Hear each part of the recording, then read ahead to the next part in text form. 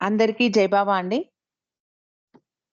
మనం గత కొన్ని రోజులుగా 'మెహరా మెహర్' అన్న పుస్తకాన్ని చదువుకోవడానికి ప్రయత్నం చేస్తూ ఉన్నాం.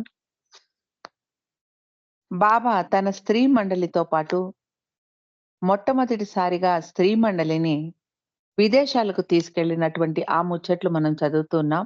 ప్రస్తుతం స్త్రీ మండలితో పాటు బాబా కేన్స్‌లో ఉన్నారు. అక్కడికి మహమ్మద్ మస్తును కూడా తీసుకురమ్మని ఆదికి బాబా కబురు పంపించడంతో ఆది సీనియర్ మహమ్మద్ మస్తును తీసుకొని కేన్స్ వచ్చాడు. వారితో పాటు బైదుల్ కూడా వచ్చాడు. మహమ్మద్‌ను తీసుకురావడం చాలా కష్టమైంది ఆదికి. ఆ ప్రయాణంలో మహమ్మద్ ఒక్కొక్కసారి పిచ్చివాడిలా ప్రవర్తించేవాడు.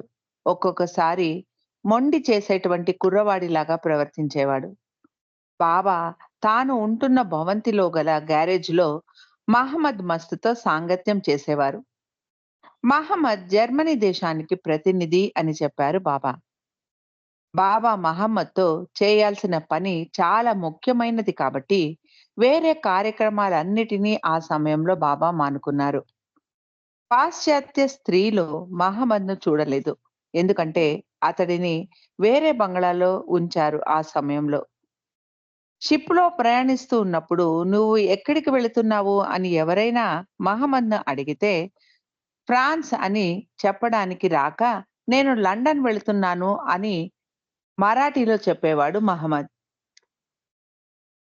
మనం త్వరలోనే భారతదేశం వెళ్ళిపోతున్నాము అని బాబా స్త్రీ మండలి వారితో చెప్పారు.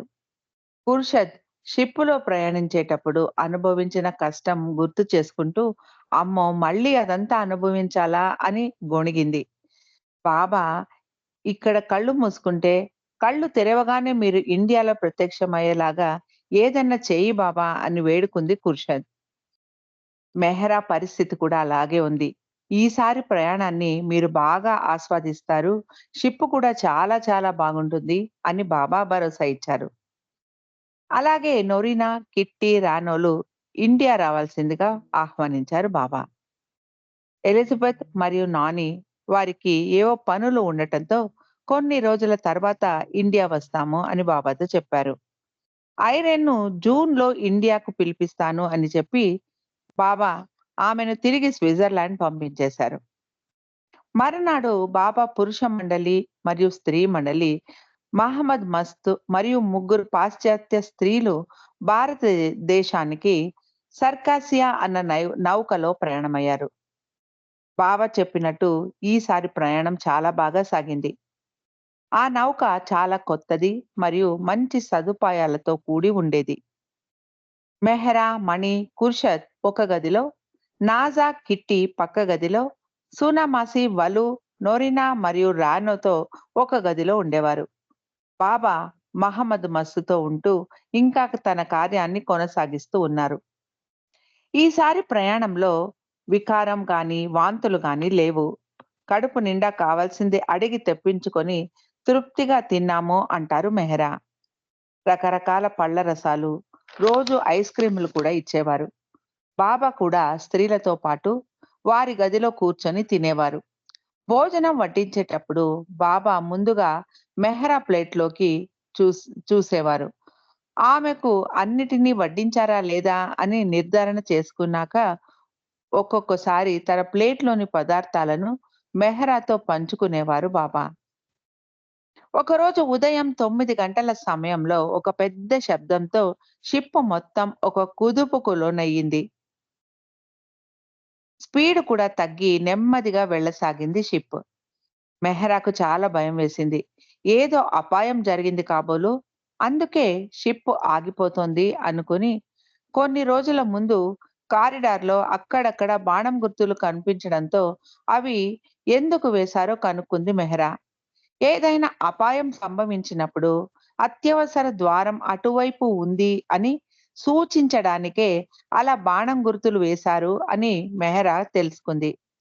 ఇప్పుడు అలాంటి పరిస్థితి ఏర్పడింది కాబోలు అనుకుంటూ, ఒకవేళ షిప్పులో నుంచి బయటికి వెళ్ళాల్సి వస్తే, ఇప్పుడు వేసుకొని ఉన్న దుస్తులతో ఎలా బయటికి వెళ్ళగలము అనుకుంటూ, పెట్టెలో నుంచి చీర, జాకెట్టు తీసి మిగతా వారిని కూడా త్వరగా లేవండి, మంచి దుస్తులు వేసుకోండి. మనం షిప్ నుండి బయటికి వెళ్ళాల్సిన అవసరం రావచ్చు అంటూ అందరినీ గాబరా పెట్టింది మెహరా. మణి, ఖుర్షద్ మెహ్రాను అనునయిస్తూ ఇంకా అపాయాన్ని సూచించే సిగ్నల్ ఇవ్వలేదు కాబట్టి అప్పుడే బట్టలు మార్చుకోకు. కొంచెం సేపు వేచి చూద్దాం ఆగు అన్నారు. మెహ్రా వారి మాటలను పట్టించుకోకుండా త్వరగా అంటూ వారిని అవసరించసాగింది. ఇంతలో కిట్టి మరియు రానో అక్కడికి వచ్చారు. మరేం పర్వాలేదు. ఏమీ గాబరా పడాల్సిన అవసరం లేదు. మేమిప్పుడే కనుక్కొని వస్తున్నాము. ఈ షిప్పుకు 8 ఇంజన్‌లు ఉన్నాయి కాబట్టి, ఒక్క ఇంజిన్ పాడైనా మిగతా వాటితో షిప్ వెళుతుంది. ఏమీ అపాయం లేదు అని వారు మెహరాకు నచ్చజెప్పారు. పాశ్చాత్యుల ముందు తన భయాన్ని కప్పిపుచ్చుకుంటూ మెహ్రా వెంటనే చాలా ధైర్యంగా ఉన్నట్టు నటిస్తూ, కిట్టి, బాబా మనతో ఉండగా భయపడాల్సిన అవసరమేముంది? అంటూ ఎంతో సహజంగా ఉన్నట్టు, అసలు ఏమీ జరగనట్టు ప్రవర్తించింది మెహరా. ఒక్క క్షణం భయం అనుభవించింది ఆమెనా? లేక మేమా అని మాకు మేము అనుమానం కలిగింది అంటారు కిట్టి. బావ ఈ సన్నివేశాన్ని మరొక విధంగా వాడుకున్నారు. నొరీనాను షిప్ కెప్టెన్ దగ్గరికి పంపించి, ఆ ఇంజిన్ పాడైంది కాబట్టి షిప్ బొంబాయికి సరియైన సమయంలోనే చేరుకోగలదా? లేదా? కనుక్కొని రమ్మన్నారు. బాబాకు మెహ్రాబాద్‌లో ఏదో ముఖ్యమైన పని ఉంది. షిప్ ఆలస్యమైతే బాబా పనికి కూడా ఆలస్యం కలుగుతుంది. బాబా పదే నొరీనాను ఈ విషయం గురించి వాకబు చేయమని పంపించడం నొరీనాకు మరియు ఆ షిప్ కెప్టెన్ ఇద్దరికీ ఇబ్బందికరంగా తయారైంది. గత ప్రయాణాలలో చాంజీకి ఇలాంటి పరిస్థితి ఎదురై ఉంది. ఈసారి నొరీనా వంతు. ఆమె సంకట స్థితి చాంజీకి ఆశ్చర్యం కలిగించింది. కిట్టి, బ బాబా మరియు మెహ్రా కిట్టి బాబా మరియు మెహ్రా బట్టలను కింద ఉన్న లాండ్రీలో ఉతకడానికి తెచ్చేది.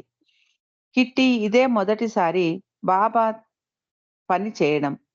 కిట్టి ఒకసారి ఇలా మెహ్రా బట్టలు ఇస్త్రీ చేస్తూ ఉండగా బాబా అటువైపుకి వచ్చి జాగ్రత్తగా ఉండు, పురుషుడి నీడ కూడా ఆ ఇస్త్రీ బోర్డు మీద పడడానికి వీల్లేదు అని కిట్టిని హెచ్చరించారు.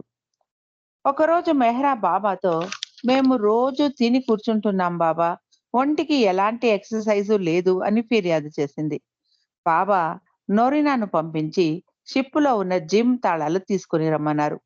మధ్యాహ్నం 2 గంటల సమయంలో అక్కడ ఎవ్వరూ ఉండరు కాబట్టి రానో మరియు కిట్టీలు తోడు రాగా స్త్రీలు ఎక్సర్సైజ్ చేసేవారు. బాబా కూడా వారితో వచ్చేవారు. బాబా సైకిల్ తొక్కేవారు. మెహ్రా కూడా ఒక సైకిల్ మీద కూర్చొని తొక్కేది. ఎవరు ఎక్కువ తొక్కుతున్నారో మెహ్రా మరియు బాబా ఇద్దరు పందెం వేసుకునేవారు. ఎప్పుడూ బాబాయే గెలిచేవారు. నవంబర్ 18వ తారీఖు నాడు ఒక నెల రోజుల ముందుగానే షిప్పులో క్రిస్మస్ పండుగను ఆచరించారు. ప్రత్యేకమైన సినిమాలు కూడా ప్రదర్శించారు. బాబా సినిమాలు చూడలేదు కానీ మిగతా వారిని కూడా చూడటానికి అనుమతించలేదు. నొరీనా బాబాను టర్కీ అంటే నిప్పు కోడిని తిని క్రిస్మస్ ఆచరించడం వారికి వాడుక కాబట్టి పర్మిషన్ అడిగింది తెప్పించడానికి. బాబా అందుకు అంగీకరించారు. మెహ్రా మొదటిసారిగా ఆ నిప్పు కోడి మాంసం తింది. ఆమెకు చాలా బాగా నచ్చింది ఆ వంటకం. జీసస్‌తో అతడి శిష్యులలాగా మంచి క్రిస్మస్ విందును ఆరగించారు స్త్రీలు. బాబా ఒక చిన్న పిల్లవాడిలాగా సరదా పడ్డారు. అదే సమయంలో మానవ రూపధారి అయిన అవతార పురుషుడిలాగా కూడా ఉన్నారు బాబా. బాబాకు ఆశ్చర్యం కలిగించాలని నొరీనా ఒక కేక్ ఆర్డర్ చేసింది. దాన్ని కట్ చేయమని బాబాను వేడుకుంది నొరీనా. బాబా కేక్ కట్ చేయగా మొదటి పీస్‌ను బాబాయే తినాలని నొరీనా చెప్పింది. బాబా ఆ కేక్‌ను కట్ చేసి నోటిలో పెట్టుకున్నారు. అలా నోటిలో ఏదో అడ్డుగా తగలడంతో బాబా దాన్ని బయటికి తీశారు. అది ఒక ఉంగరం. బాబా ఆశ్చర్యంగా ఇదేమిటి అని అడిగారు. నొరీనా మెర్రీ క్రిస్మస్ డార్లింగ్, బాబా డార్లింగ్ అంటూ అది బాబాకు క్రిస్మస్ కానుకగా ఇచ్చింది. బాబా ఆమె ఇచ్చిన ఆశ్చర్యకరమైన బహుమానాన్ని చూసి సంతోషించారు. మరునాడు బాబా అందరినీ ఉపవాసం ఉండమన్నారు. 2 రోజుల్లో షిప్ ఇండియా చేరబోతోంది కాబట్టి అందరినీ ఉపవాసం ఉండమన్నారు బాబా. కొన్ని రోజులు విందు ఆరగించి ఉన్న వారికి ఇప్పుడు ఉపవాసం చేయాల్సి వచ్చింది. నవంబర్ 20వ తారీఖున సర్కాసియా అనుకున్న సమయానికి బొంబాయి తీరం చేరింది. పాద్రి వీరిని తీసుకెళ్లడానికి అక్కడ వేచి ఉన్నాడు. బాబా నేరుగా మెహరాబాద్‌కు ప్రయాణమయ్యారు.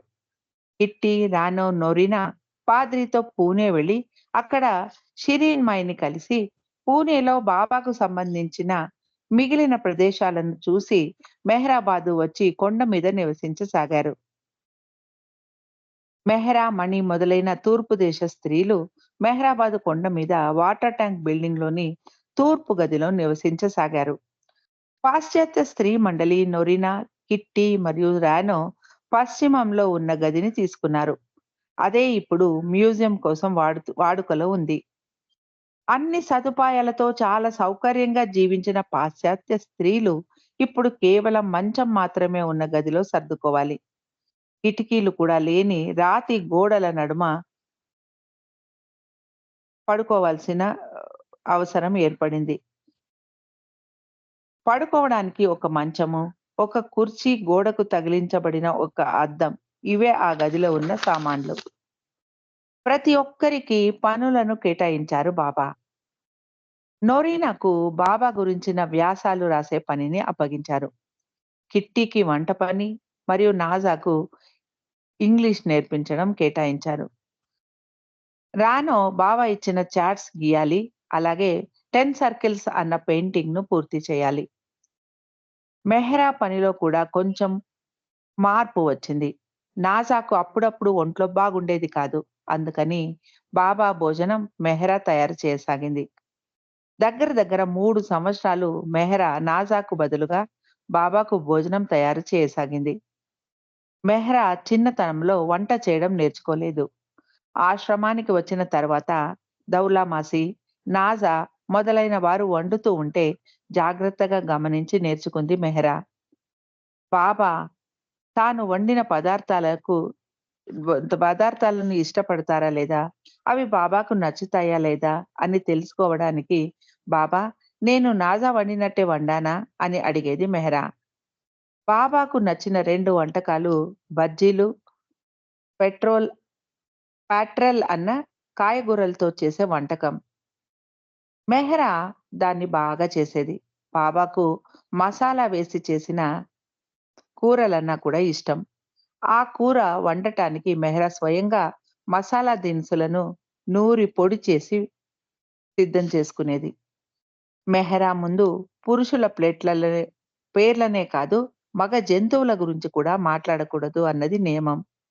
పాశ్చాత్య స్త్రీలు ఏదైనా పని మీద దిగువ మెహరాబాదుకు వెళ్లి వస్తే, అక్కడ పురుషుల విషయాలు గానీ, అక్కడ జరిగిన సంఘటనలు గానీ, మెహ్రా ముందు మాట్లాడకూడదు అని బాబా చెప్పారు.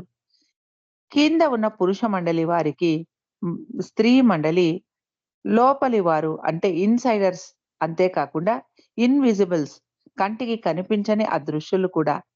మెహ్రాను కఠినమైన ఏకాంతవాసంలో ఉంచడం తన ఆంతరిక పనికి చాలా ముఖ్యమని బాబా వివరించారు.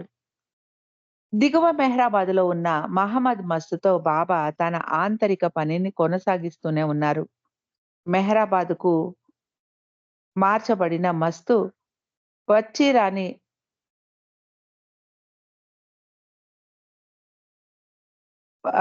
మెహ్రాబాద్‌కు మార్చబడిన మస్తులు, పిచ్చివారి ఆశ్రమంతో కూడా బాబా తన పని చేస్తూ ఉన్నారు.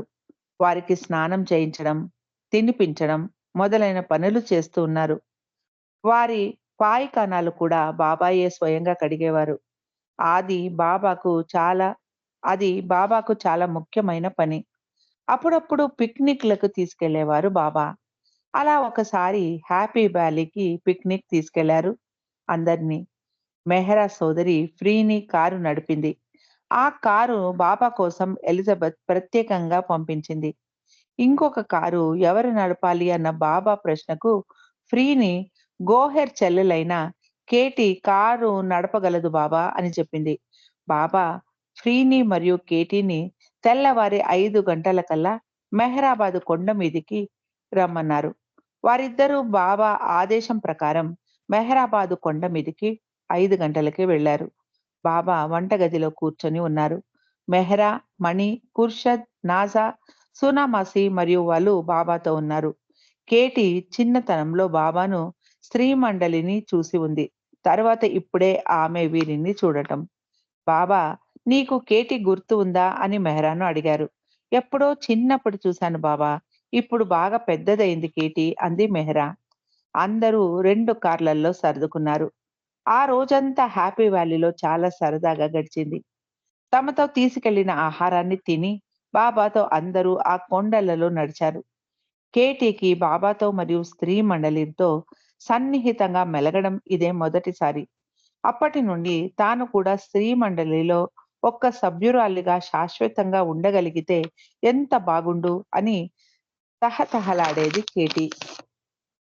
ఈ రోజుల్లోనే కేటీ యొక్క గోహెర్ మరియు వారి తల్లి ఖుర్షద్ బాబాను కలవడానికి దిగువ మెహ్రాబాద్‌కు వచ్చారు. అయితే కొండ మీద ఉన్న స్త్రీ మండలిని వారు అప్పుడు కలవలేదు. చిన్నతనం నుండి గోహెర్‌కు డాక్టర్ కావాలన్న కోరిక బలంగా ఉండేది. గోహెర్ స్నేహితుడు ఒకతడు గోహెర్‌ను పెళ్లి చేసుకోవాలన్న తన కోరికను వ్యక్తం చేశాడు. గోహెర్ కూడా పెళ్లి చేసుకోవాలన్న ఆలోచనతోనే ఉండేది. అలాగే ఆమెకు డాక్టర్ వృత్తి చేయాలని కూడా ఉండేది. బాబాను ఈ విషయం గురించి అభిప్రాయం అడిగినప్పుడు బాబా గోహెర్‌కు పెళ్లి రాత లేదు అని చెప్పారు. గోహెర్ తల్లిదండ్రులు తమ కొడుకును చదివించాలని గోహెర్‌కు వివాహం చేసి ఆమె చదువు మధ్యలోనే ఆపించేయాలని అనుకున్నారు. వారికి ఇద్దరు పిల్లలను చదివించేటంతటి ఆర్థిక స్తోమత ఉండేది కాదు. బాబా గోహెర్ తల్లితో, చింతించకు. నేను గోహర్‌ను చదివిస్తాను. ఆ ఖర్చు నేనే భరిస్తాను. ఆమె డాక్టర్ కావాలి. ఆమె ఎంబీబీఎస్ చదవడం నా భవిష్యత్తు పనికి చాలా అవసరం అన్నారు. బాబా గోహెర్‌ను బొంబాయిలోని చాంజీ సోదరుడైన నౌరోజీ దాదాచాంజీ కుటుంబంతో ఉంటూ మెడికల్ కాలేజీలో చేరి చదువుకోమని చెప్పారు. అక్కడ ఆమె నౌరోజీ దాదాచాంజీ కూతుళ్ళు అర్నవాజ్, రోడా మరియు నర్గీస్ వారి తమ్ముళ్లను కూడా కలిసింది. మొదట వారికి వారి ఇంటికి వెళ్ళినప్పుడు నాకు అందరూ అపరిచితులే, కానీ చాలా తక్కువ సమయంలోనే నేను అందరికీ చేరువ కాగలిగాను అంటారు గోహెర్. నా స్వంత తల్లి కూడా నాకు బచ్చామాయి అంటే నౌరోజీ దాదాచాంజీ భార్య ఇచ్చినంత ప్రేమ ఇవ్వలేదు. నన్ను బాబా పంపించారు అన్న కారణం చేత ఆమె నన్ను చాలా ప్రేమగా చూసేది. తన పిల్లలకు కూడా పెట్టకుండా నా కోసం ఆహారాన్ని దాచిపెట్టి ఇచ్చేది అంటారు గోహెర్. కిట్టీకి బాబాకు సంబంధించిన ఉత్తర ప్రత్యుత్తరాలను చూసుకునే బాధ్యత కూడా ఇచ్చారు బాబా. పాశ్చాత్య దేశాల నుండి ముఖ్యంగా యూరోప్ నుండి కిమ్కో, Don, William Donkin, Mary, Will Backett వ్రాసిన ఉత్తరాలకు బాబాకు చదివి వినిపించి బాబా సమాధానాలను వారికి పంపించేది కిట్టి. 1937 డిసెంబర్ 8న కిట్టి డాంకిన్‌కు ఇలా రాసింది.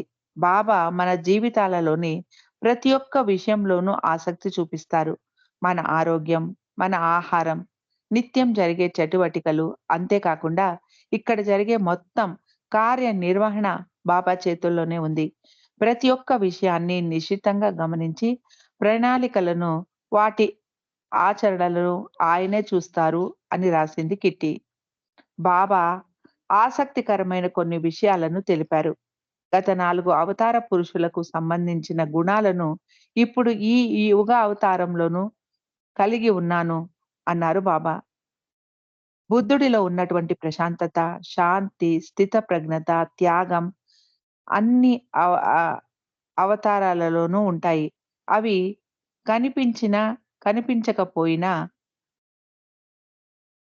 ప్రస్తుత అవతారం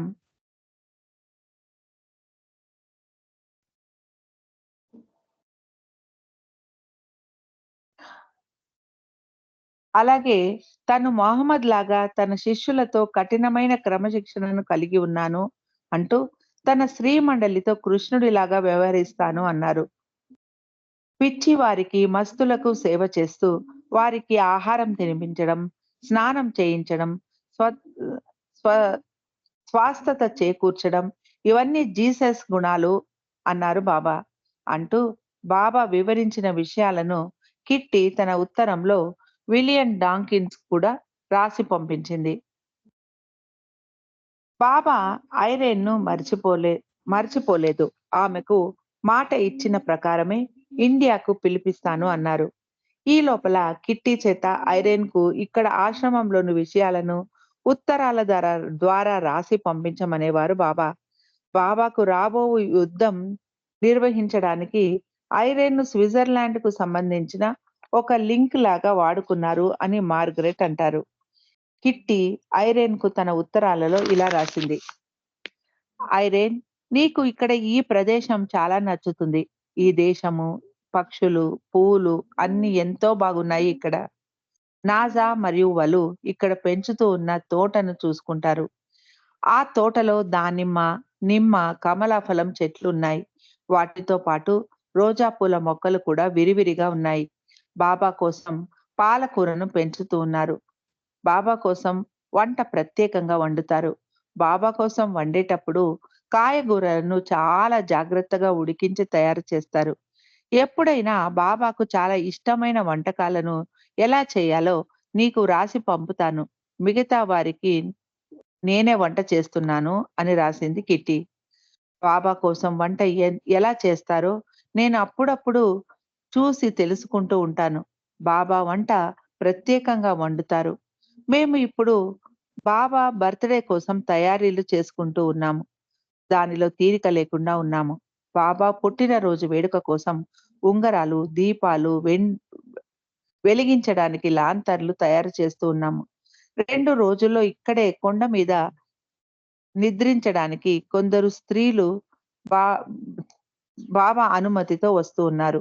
ఇది చాలా అరుదు. అందుకు గాను అదనంగా టాయిలెట్స్ మరియు స్నానాల గదులు నిర్మించడం కూడా జరుగుతోంది.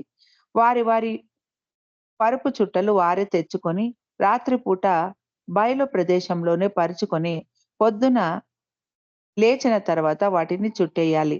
ఇక్కడ మా దినచర్య ఉదయం 6 గంటలకు మొదలవుతుంది. మేము 3:30 గంటలకు లేవాలి. తర్వాత 4 గంటలకు అతిథులు లేస్తారు. దిగువ మెహ్రాబాద్‌లో బాబా 5,000 మంది పేదలకు అన్నదానం చేస్తారు. మమ్మల్ని కూడా ఈ కార్యక్రమంలో ధన సహాయం చేయడానికి పాలు పంచుకోమన్నారు. ఈ విషయం వినగానే నాకు నువ్వే జ్ఞాపకం వచ్చావు. నీకు ఇలా బాబాకు సహాయపడడం అంటే ఎంతో ఇష్టం. నీవు గనక ధన సహాయం చేయదలిస్తే ఎంత చిన్న మొత్తమైనా సరే పర్వాలేదు. నువ్వు నేరుగా బాబాకు ఉత్తరం రాసి పంపించు అని రాసింది కిట్టి ఐరేన్ బిల్లకు. 1938వ సంవత్సరం ఫిబ్రవరిలో ఎలిజబెత్ మరియు నాని అమెరికా నుండి వచ్చారు. ఎలిజబెత్ వస్తూ మార్గ మధ్యంలో స్విట్జర్లాండ్ వెళ్లి ఐరేన్ సంరక్షణలో ఉన్న తన కుక్క పిల్ల కిప్పీని కూడా తీసుకొని వచ్చింది. కిప్పి చాలా మంచి స్వభావం గల కుక్క. చాలా ప్రేమను చూపించేది. అంతకు ముందు కిప్పి ఒకసారి భారతదేశానికి వచ్చి ఉంది. పాశ్చాత్యులు నాసిక్‌లో ఉన్నప్పుడు మరియు బాబా కేన్స్‌కు వెళ్ళినప్పుడు కిప్పి వారితోనే ఉండేది. బాబా కేన్స్ నుండి భారతదేశానికి బయలుదేరి వచ్చేసాక ఐరెన్ కిప్పీని చూసుకుంటూ ఉండేది. ఒకరోజు ఎంత వెతికినా కిప్పి కనపడలేదు. తర్వాత బాబా ఎప్పుడూ కూర్చొని సోఫా దగ్గర చాలా దిగాలుగా కూర్చొని కనిపించింది కిప్పి. నాని గురించి మెహ్రా ఇలా అంటారు. నానికి ఆమె కూతురు రానోకి చాలా వ్యత్యాసం ఉండేది. ఇద్దరూ చూడటానికే కాదు, వారి స్వభావాలలోనూ చాలా తేడా ఉండేది. నాని చాలా అందంగా, నాగరికత కలిగి ఉండేది. ఎప్పుడు మంచి అలంకరణతో హై హీల్స్ చెప్పులు వేసుకొని ఎంతో అందంగా, ఆహ్లాదంగా ఉండేది. ఎప్పుడూ నవ్వు మొహంతో ఉండేది నాని. బాబా రానోను పరిహాసం చేసేవారు. నాని ఎంత మంచిదో చెబుతూ, "నువ్వు నీ తల్లిలాగా ఎందుకు ఉండవు?" అని అడిగేవారు బాబా. 1933వ సంవత్సరంలో బాబాను లండన్‌లో మొదటిసారి దర్శనం చేసుకున్నప్పుడు క్వింటెన్‌కు చెప్పి అతడి బంధువు వేసిన ఒక బాబా పెయింటింగ్‌ను నాని చేత కొనిపించమన్నారు బాబా. అప్పుడే మొదటిసారి నాని బాబాను చూడటం. అప్పుడే ఆమెను బాబా పెయింటింగ్ కొనమంటే ఆమె ఏమనుకుంటుందో అని క్వింటన్ టాడ్ సందేహించాడు. కానీ అది బాబా ఆదేశం కాబట్టి నాని ఆ పెయింటింగ్‌ను కొనుక్కుంది. ఆ పెయింటింగ్‌ను వారు ఎక్కడికి వెళ్ళినా వారితోనే తీసుకెళ్ళాలి అని, వారు ఎక్కడ బస చేస్తే ఆ గదిలో దాన్ని ఎప్పుడూ పెట్టుకొని ఉండాలి అని బాబా ఆదేశించారు. ఒక్కరోజు ఒక్క రోజుకు వెళ్ళినా కూడా దాన్ని తమతో తీసుకెళ్ళి వారుండే చోట గోడకు తగిలించమన్నారు బాబా. కొన్ని రోజుల తర్వాత ఆ పెయింటింగ్‌ను పెట్టుకోవడానికి ఒక పెట్టెను తయారు చేసి, దానికి హ్యాండిల్స్ తగిలించి, ఎక్కడికి వెళ్ళినా రానో ఆ సూట్ కేస్‌ను మోసుకొని వెళ్ళేది. మేము ఎప్పుడు విదేశాలకు వెళ్ళినా ఎయిర్‌పోర్ట్‌లో కస్టమ్స్ అధికారులు "ఇది ఎవరి ఫోటో?" అని అడిగేవారు. "ఇది మా బంధువుల యొక్క పెయింటింగ్" అని రానో వారికి సమాధానం చెప్పేది.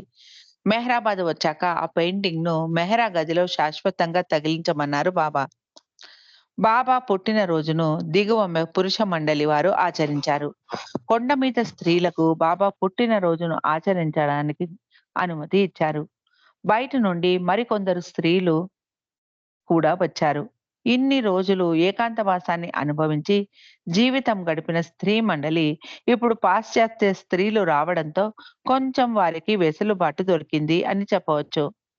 అయితే కొన్ని నియమాలు ఇప్పటికీ అలాగే జారీలో ఉన్నాయి. పురుషుల గురించి ప్రస్తావన చేయకూడదు, పురుషుల పేర్లను పలకకూడదు అంటూ బోర్డులు రాయించి కొండ మీద అక్కడక్కడ పెట్టి ఉంచారు బాబా. కొత్తగా వచ్చిన అతిథులు మరచిపోయి మాట్లాడకుండా జాగ్రత్తలు తీసుకున్నారు బాబా. చాలా మందికి అదే మొట్టమొదటిసారి బాబా స్త్రీ మండలిని కలవడం.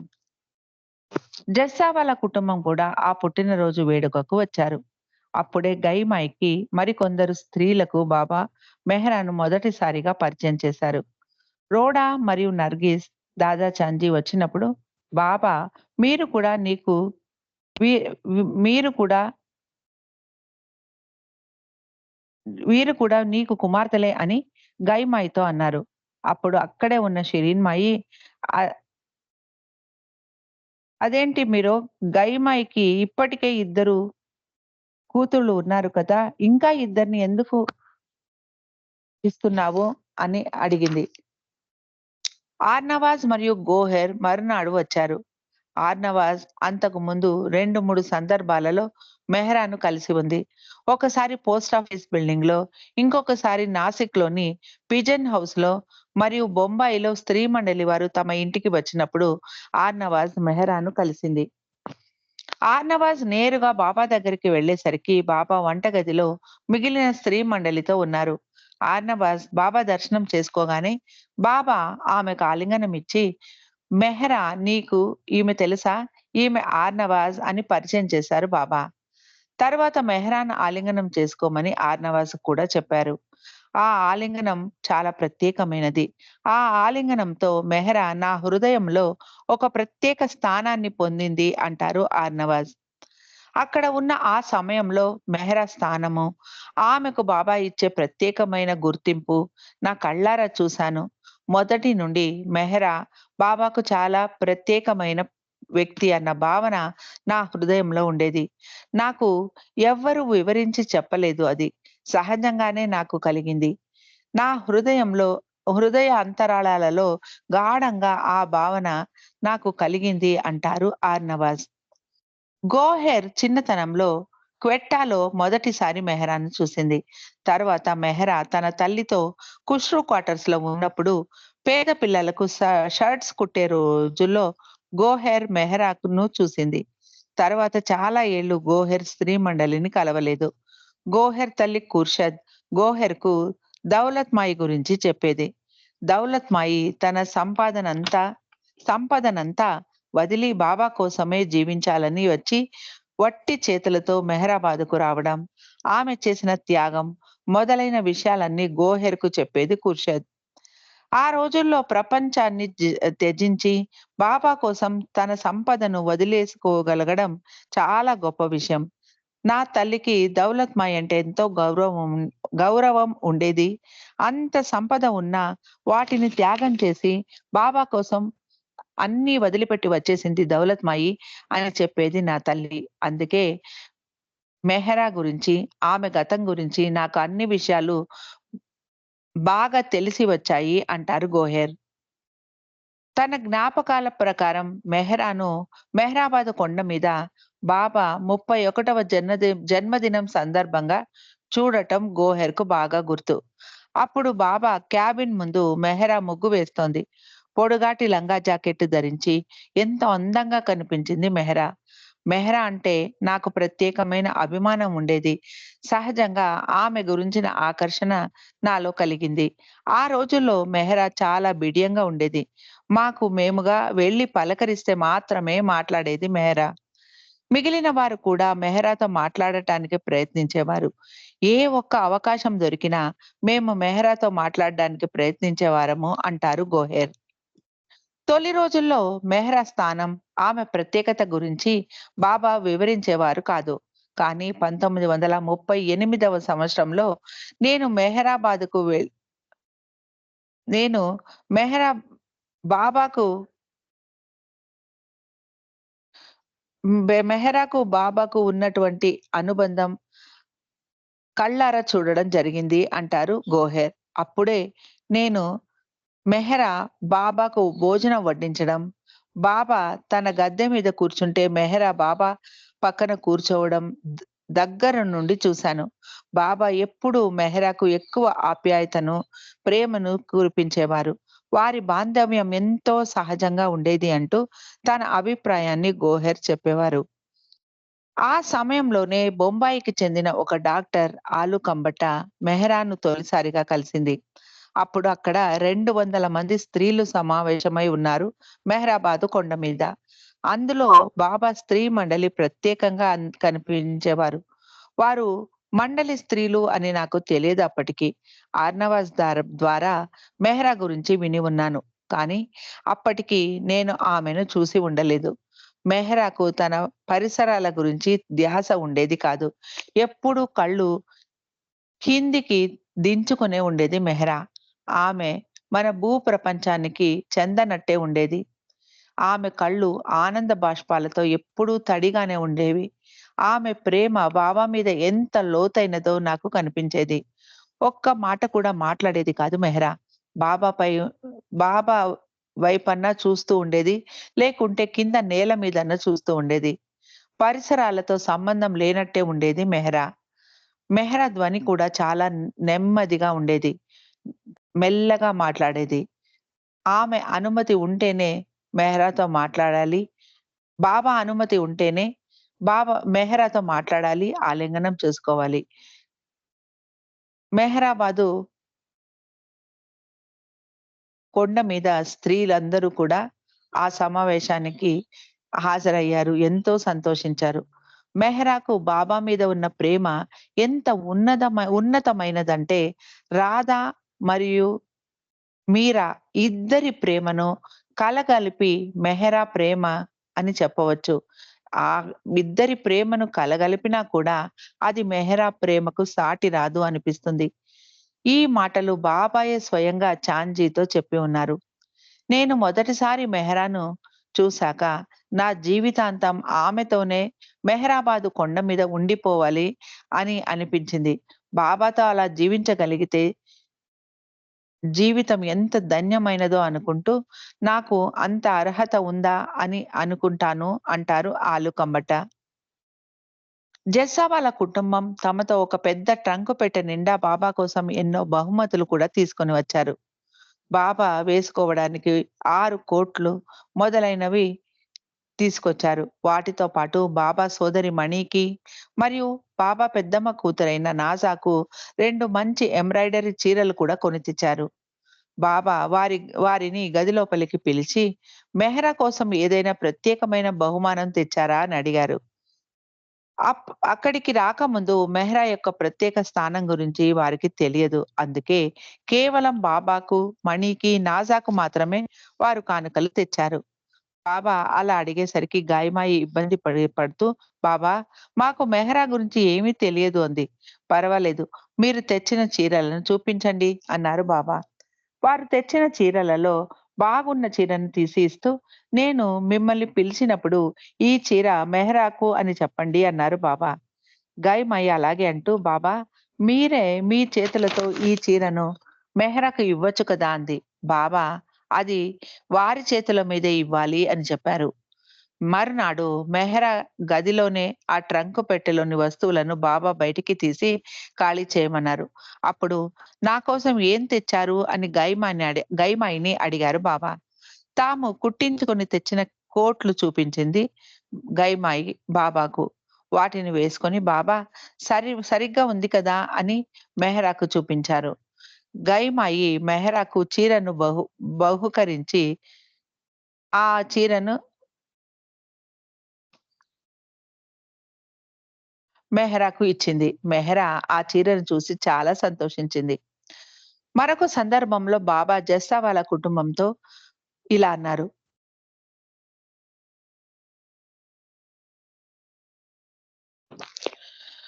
"ఆమె నా రాధ. మీకు రాధ ఎవరో తెలుసు కదా?" అంటూ గైమాయిని ఇలా అడిగారు. "నీ పిల్లలకు రాధ గురించి ఎప్పుడైనా వివరించి చెప్పావా?" అన్నారు బాబా. వారు కృష్ణుడి గురించిన కథలు చదివినప్పుడు వారికి రాధ గురించి కూడా తెలుసు బాబా అని చెప్పింది గైమాయి. ఒకరోజు బాబా అందరితో పాటు కూర్చొని భోజనం చేస్తూ ఉండగా మనో జసావాలా చేయిని పట్టుకొని నాజా పక్కన కూర్చోబెట్టి, "మీరిద్దరూ జతగా ఉండాలి" అన్నారు బాబా. అలాగే ఆమె సోదరి మెహ్రూ జసావాలా చేయిని పట్టుకొని మెహ్రాకు, ఖుర్షద్‌కు మధ్యలో కూర్చోబెట్టారు. నాజా పక్కన "నన్నెందుకు కూర్చోబెట్టారో బాబా" అంటూ మను ఆశ్చర్యపోయింది. "నీకు త్వరలోనే నేను నిన్ను నాజా పక్కన ఎందుకు కూర్చోబెట్టానో తెలుస్తుంది" అన్నారు బాబా. తర్వాత కాలంలో జస్సా వాళ్ళ కుటుంబం శాశ్వతంగా బాబా దగ్గరే ఉండటానికి వచ్చేశాక, బాబా మాటలు స్పష్టంగా వారికి అర్థమయ్యాయి. మను నాజాతో వంటగదిలో పనిచేసేది. ఎందుకంటే మనుకు వంట పని అంటే చాలా ఇష్టం. మెహ్రూ తనకు వంట చేయడం ఇష్టం ఉండదని చెప్పడంతో బాబా మెహ్రూను మెహ్రాతో పాటు పూలమాలలు కుట్టడంతో సహాయం చేయమన్నారు. మెహ్రా, ఖుర్షద్, మెహ్రూకు బాబా బ్రోచ్లు తయారు చేయడం, పూలమాలలు కుట్టడం ఇవన్నీ నేర్పించేవారు.